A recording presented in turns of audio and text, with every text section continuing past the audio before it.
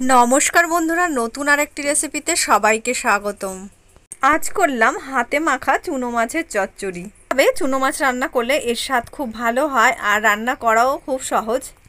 বন্ধুরা, আমার এই রেসিপি যদি আপনাদের ভালো লেগে থাকে তাহলে অবশ্যই চ্যানেলটিকে ফলো করে একটা লাইক করে দেবেন। ইউটিউব থেকে দেখে থাকেন তাহলে চ্যানেলটিকে সাবস্ক্রাইব করে পাশে। রেসিপিটি করার জন্য পেঁয়াজ, বেগুন, আলু আর টমেটো একদম সরু সরু লম্বা লম্বা করে কেটে নিয়েছি। প্রথমে আলু, তারপর বেগুন নিয়ে নিলাম। এবার এর মধ্যে দিয়ে দিলাম পেঁয়াজ কুচি, তারপর দিয়ে দেব সরু সরু লম্বা করে কেটে রাখা টমেটো কুচি, আর এখানে দিতে হবে একটুখানি আদা বাটা। চাইলে রসুন দিতেও পারো, আমি দিইনি। কয়েকটা কাঁচা লঙ্কা এখানে অ্যাড করে দিলাম, আর যেহেতু গুঁড়ো লঙ্কা দেবো সেই জন্য আর দিলাম না।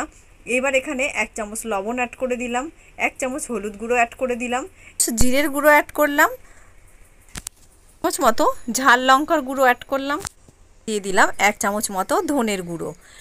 এইবার এইগুলোকে হাত দিয়ে খুব ভালো করে চটকে মেখে নেব, যাতে আলু আর বেগুনটা সমস্ত মশলা আর লবণ মিশে গিয়ে একদম নরম হয়ে যায়। তারপর এটা মাখানো হয়ে গেলে চুনো মাছটা ওপর থেকে দিয়ে দিলাম।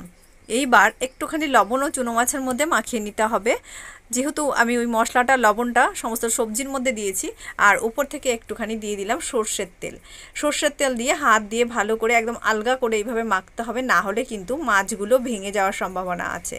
এইদিকে কড়াইতে খুব বেশি নয়, মোটামুটি অল্প পরিমাণে তেল দিয়ে কড়াইয়ের চারিদিকে লাগিয়ে নিলাম। এইবার ওই যে হাতে মাখানো সমস্ত সবজি আর মাছটা এর মধ্যে দিয়ে দিলাম। দিয়ে বেশ কিছুক্ষণ এটাকে আঁচটা বাড়িয়ে রেখে দিতে হবে, তারপর আঁচটা কমিয়ে দিতে হবে। আঁচটা কমিয়ে দিলে তারপর আস্তে আস্তে দেখতে পাওয়া যাবে যে সমস্ত সবজি আর মাছ থেকে কিন্তু জল ছাড়তে শুরু করেছে। তারপর আবার ধীরে ধীরে জলটা টেনেও আসবে। যখন জলটা প্রায় টেনে আসবে তখন এর মধ্যে তোমরা যদি মনে করো যে একটু ঝোল ঝোল খাবে তাহলে একটু জল অ্যাড করবে, আর না হলে একদম শুকনো নামাতে চাইলে আর জল অ্যাড করার দরকার নেই।